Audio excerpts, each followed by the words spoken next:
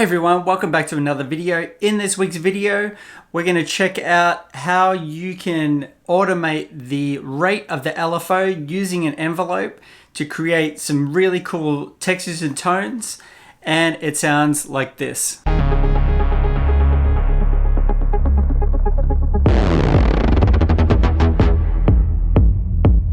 And because I love all synthesizers, I also did this on a plugin, and that one sounds like this.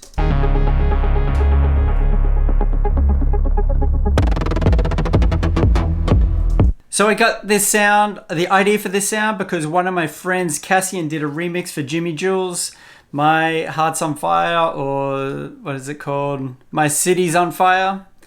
And in the drop, I heard it just after that and I thought, this is a really cool sound.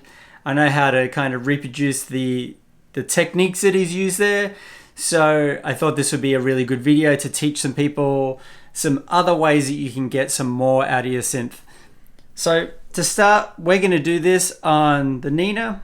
I just got the delivery of my own version, not just the dev version. So I thought, hey, let's give it a bit of a go. And because I just did the banker sounds, I'm super familiar with how to route stuff. So let's go into here and we'll go to, we're going to go to load and we'll just load up a basic. So now this just sounds like this. Nothing too crazy. It is a poly, but it's just tuned super low down. So let's go to the layer. We're going to cruise over to Unison Voices, go edit, we'll go 4, and Unison Detune, we'll go 8. That sounds good. 7, that's good there. So now you can hear it's thickened up the sound a little bit. Now let's get into the main sort of meat and potatoes of it. So we'll go to mod, and the way that the Nina comes and most synths come, it is going to be normal. So one of the envelopes is going to be linked to the cutoff. So you can see we've selected envelope generator 1, and when we did that, you can see the cutoff move. So that lets us know that that's where the routing is. We can take this back to 0.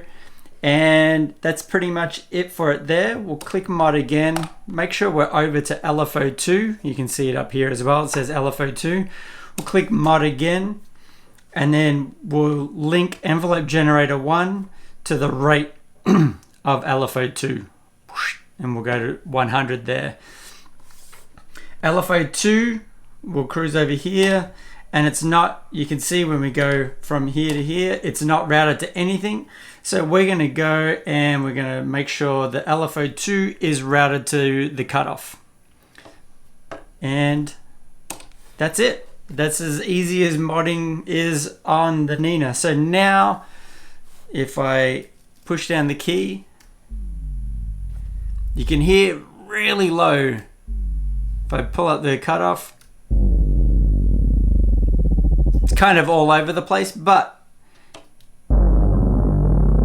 so we need to make some changes to LFO2 to sort of get things popping. So let's go to, we'll just touch this and we'll go to shape, edit, and we want a ramp down, like a sawtooth ramping down. Go like that, and now still kind of all over the place. We want the level up to max there. You can kind of hear it's starting to get there. So let's go and we're going to start adjusting envelope generator 1, which is affecting this cutoff. Sorry, envelope generator 1 is affecting the LFO rate. So we'll start with the rate down a little bit less. And now go decay, sort of about 50%, and release up about 50%.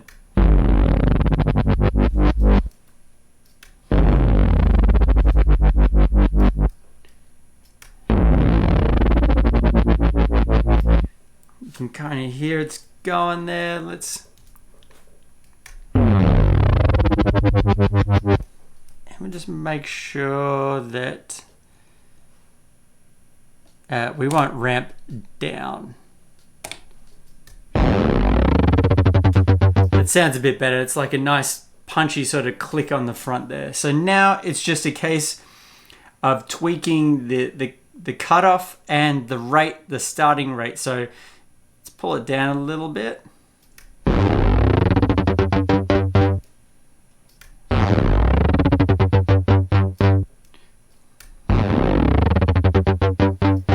Now if we play it with the music,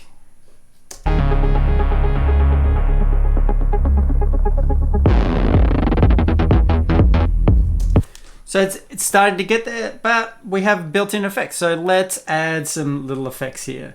So if we come and touch it, we can see we have the chorus effect, but we don't want that one. We'll go edit, reverb, preset. Let's try whole one.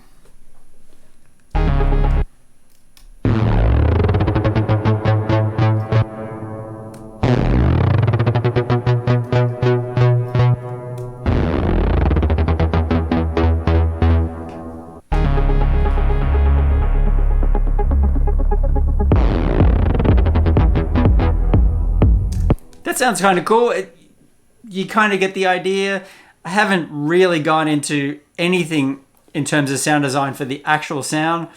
I just wanted to beef it up a little bit with the unison voices, but you kind of get the idea of where it's going.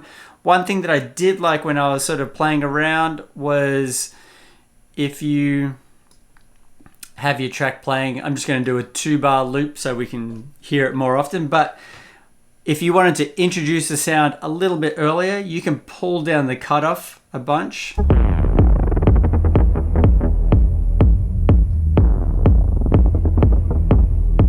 Pull the effect down. You can hear it's buried in there, and then as you want to kind of create that build-up effect,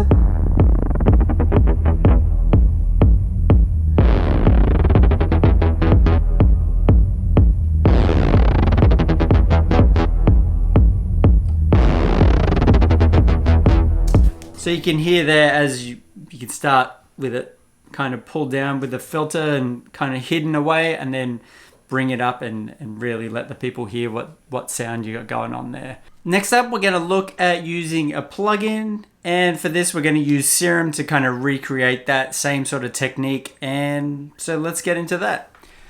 First up, I'm going to shape the sound a little bit as I did before. So let's bring up oscillator B. Let's bring up the noise, route those all to the filter, turn the filter on, and oh, noise, not sub. And let's just add some more detune, nothing crazy.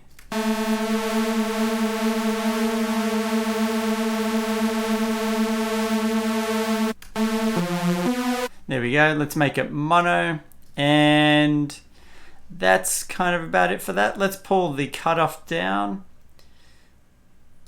to about there, and next let's look at the LFO. So we want a ramp down. We don't want to lock to a BPM. We want it just to float free, and we can pull it down to about here. Envelope 1 I'm going to leave as is. Envelope 2, let's come over to the rate. And then let's send the LFO to the cutoff. And you can hear there, it's crazy sounding. So let's get the sustain down a little bit, and then increase the decay. And then this is just to taste. So we can kind of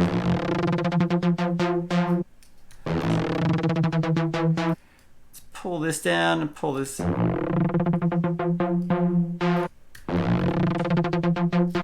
Bring out some drive and some fat there. Let's tune it down a little bit.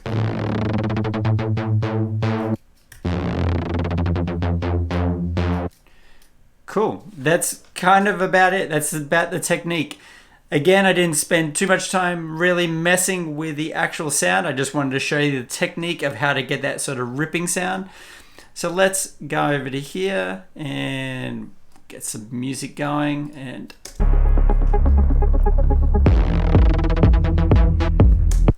let's increase, let's get rid of that one, bring up this one because it's a little bit longer with the MIDI note.